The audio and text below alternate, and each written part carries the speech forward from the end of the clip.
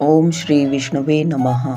प्रत्येक वर्ष कार्तिक माह शुक्ल पक्ष की नवमी तिथि को अक्षय नवमी मनाया जाता है। इस साल 10 नवंबर को अक्षय नवमी है। इस दिन विष्णु जी और आंवले के पेड़ की पूजा अर्चना की जाती है। आंवले के पौधे के पूजन के बाद वृक्ष के नीचे बैठकर भोजन करने से विष्णु जी और भगवान शिव का आशीर्वाद मिलता है। इस दिन आंवले के पेड़ की परिक्रमा भी की जाती है। कहा जाता है कि इससे साधक की सभी मन चाही इच्छाएं पूरी होती हैं। इस दिन विष्णु जी ने कुष्मांडक दैत्य को मारा था, इसलिए इस पर्व को कुष्मांडक नवमी भी कहा जाता है। आंवले के वृक्ष में देवी देवताओं का निवास माना जाता है। अक्षय नवमी के दिन दान पुण्य के कार्य अति शुभ और फलदायी माने गए हैं। आइए आंवला नवमी पर जगत गुरु आदि शंकराचार्य की कथा का श्रवण करते हैं। कथा के अनुसार एक बार जगत गुरु आदि शंकराचार्य भिक्षा मांगने एक कुटिया के सामने रुके। वहां एक बूढ़ी औरत रहती थी जो अत्यंत गरीबी और दयनीय अवस्था में थी। शंकराचार्य की आवाज़ सुनकर वह बूढ़ी औरत बाहर आ गई। उसके हाथ में एक सूखा आंवला था। वह बोली, महात्मन, मेरे पास इस सूखे आंवले के सिवाय कुछ नहीं है जो आपको मैं भिक्षा में दे सकूं। शंकराचार्य को उसकी स्थिति पर दया आ गई और उन्होंने उसी समय उसकी मदद करने का प्रण किया। उन्होंने अपनी आंखें बंद की और मंत्र रूपी 22 श्लोक बोले। ये 22 श्लोक कनकधारा स्त्रोत के थे।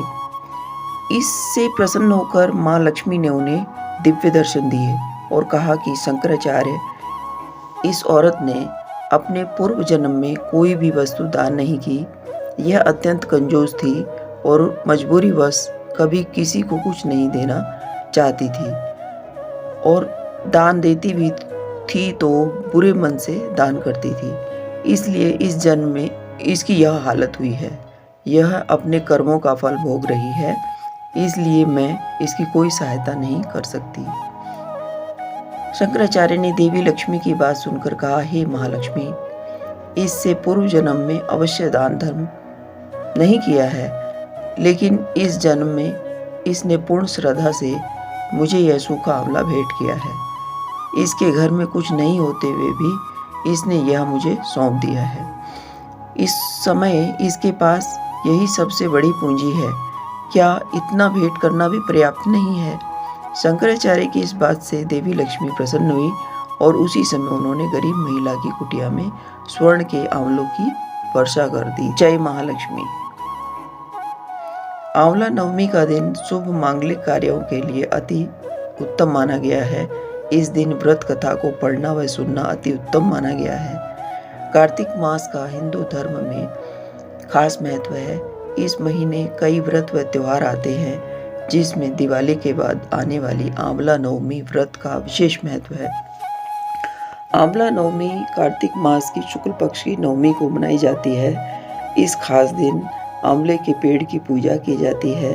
स्वस्थ रहने की कामना के साथ आंवले के पेड़ की पूजा की जाती है, जिस कारण इसे आरोग्य नवमी भी कहा जाता है।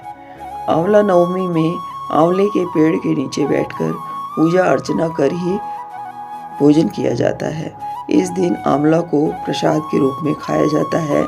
मान्यता है कि आंवला नवमी के दिन व्रत कथा पढ़ने या सुनने से भगवान विष्णु व माता लक्ष्मी प्रसन्न होते हैं। आंवला नवमी कई फल देने वाली है। इस दिन ब्राह्मणों को आंवले के पेड़ के नीचे खाना खिलाना शुभ माना जाता है और पहले समय में तो उन्हें सोने का दान भी दिया जाता था। एक बार एक कारोबारी ने इस दिन ब्राह्मण को सम्मान दिया तो उसके पुत्र को यह सब पसंद नहीं आया, इसलिए उसने अपने पिता के साथ इस विषय पर झगड़ा किया। झगड़े से परेशान कारोबारी घर छोड़कर दूसरे गांव में चला गया। वहां कारोबारी ने कारोबार के लिए एक दुकान को स्थापित किया।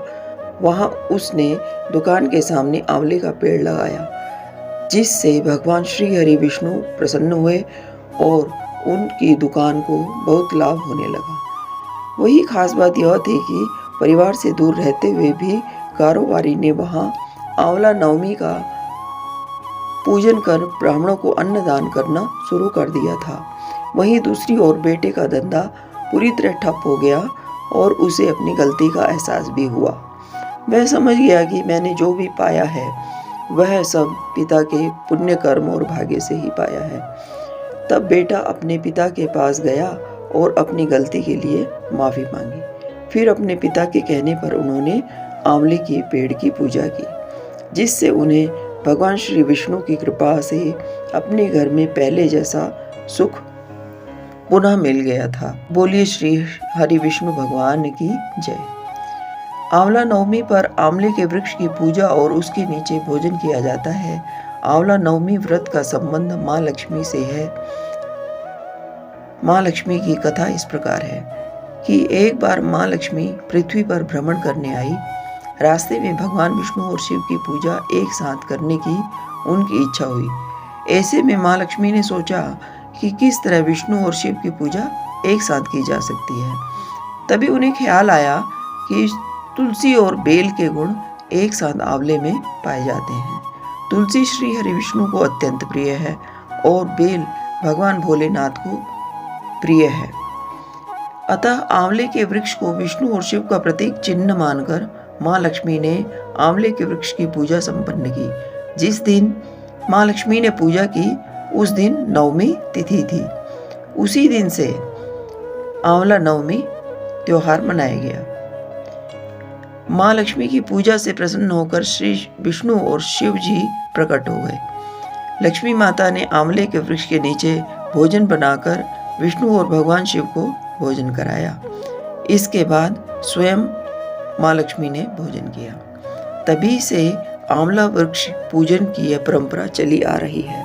अक्षय नवमी के दिन अगर आंवले की पूजा करना और उसके नीचे बैठकर भोजन बनाना और खाना अत्यंत गुणकारी है। इस दिन आंवला दान करना भी लाभकारी है। हमारी भगवान श्री हरि विष्णु जी से प्रार्थना है कि आप सभी की मनोकामना पूर्ण हो, आप सभी का जीवन सुखी, संपन्न और आरोग्यता से भरपूर रहे। ओम श्री विष्णुवे नमः।